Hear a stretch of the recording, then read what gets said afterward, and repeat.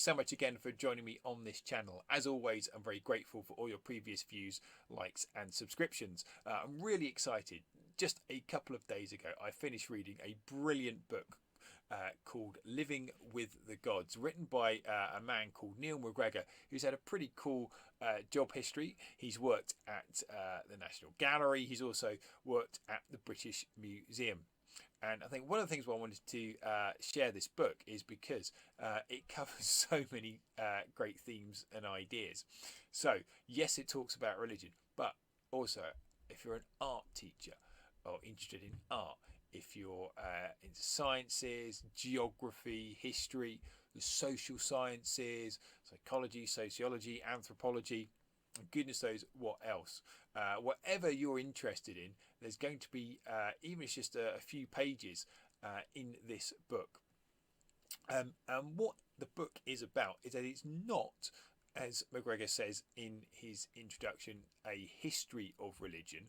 It's simply taking some, perhaps a few objects or some rituals or some practices and trying to look at them and go, okay, well, what does this tell us about the people who made it or the people who practice this ritual?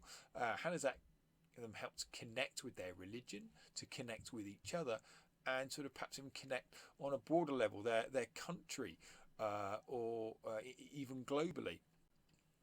And it's really helpful because MacGregor doesn't patronise, and he's got that brilliant gift of making you feel clever and stupid all at the same time. Bear with me. Clever because he communicates so clearly. He doesn't use big fancy words when he doesn't have to. Okay, and there's a few words that I had to look up or think about. That's absolutely fine because we should always be improving ourselves. But what was also mean by making you feel stupid is that I say, well, why didn't I think of that? Or I'd never made that connection.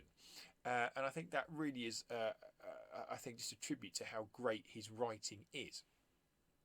So he kicks off with one object in particular. I'm just going to go through a couple of things that really made me think. This is the Lion Man of Ulm. It was discovered in Germany just before World War II and then very carefully and safely stored away to make sure it was protected. It's 40,000 years old.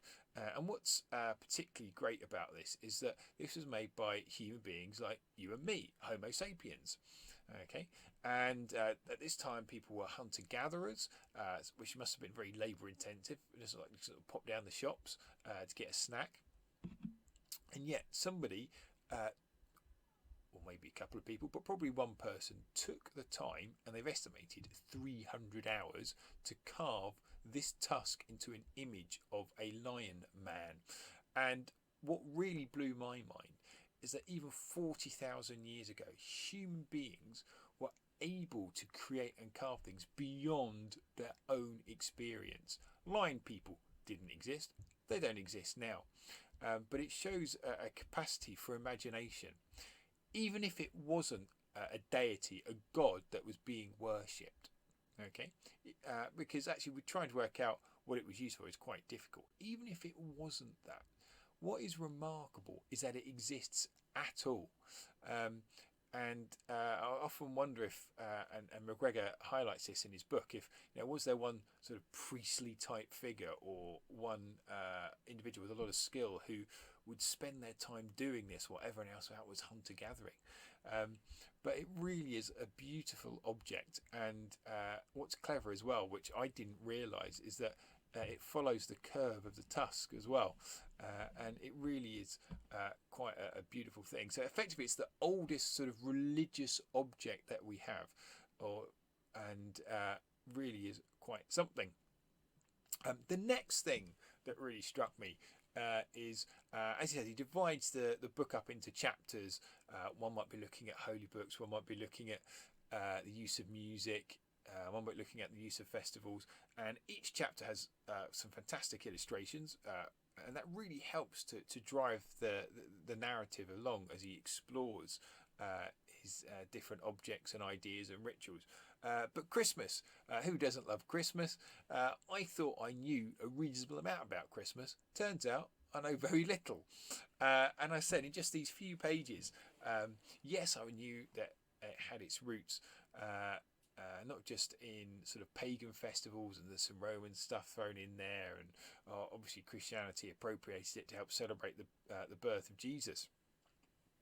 But one fact blew my mind, which is that after the American War of Independence, the Americans were looking to have their own identity as a brand new nation, and they sort of rejected sort of British ideas and sort of concepts, and they turned back to looking at Dutch migrants, particularly in the New York area, who had their traditions of Christmas, particularly St. Nicholas, where obviously you can get the word Santa Claus from. And I just had no idea that the United States, that idea of Father Christmas was formed in part from the Dutch migrants. And then what was really weird is that in the United Kingdom, people went, oh, we like this idea, and they sort of imported it from the USA as well. And then you had the stuff from Charles Dickens thrown in from A Christmas Carol, and you sort of end up with the Christmas that we have now. Though there is a very funny bit where MacGregor concedes he doesn't know where the heck Father Christmas got his grotto from, and sort of sitting there and handing out presents. But I just thought it was a really kind of fun way of looking at that tradition of Christmas, and it's this huge melting pot of ideas, which aren't really that old in the whole history of humanity. I suppose you could say our idea of Christmas is what, so just over 200 years old, and yet it's such a big event, particularly for the shops. A final thing, which again I had absolutely no idea about, and it just shows you the range of MacGregor's authorship, how he's willing to bring lots of different ideas. This is something called a Fumi II. Again, you know my pronunciation is awful.